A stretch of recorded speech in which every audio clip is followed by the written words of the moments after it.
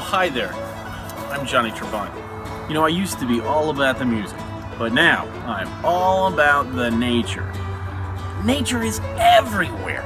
You don't need to go to a campground or a national park to find nature. You can find nature in your own backyard. How about we start with mine? Let's go. We're here with this beautiful and exceptionally rare tree, the St. Ruxbin's elm. Now it's March, which is prime time for these trees to start secreting their sticky sap, which smells like hot butterscotch. So what I'm gonna do is I'm gonna get in close to this hard brown bark, and I'm gonna get a nice little whiff of this tree's majestic fragrance.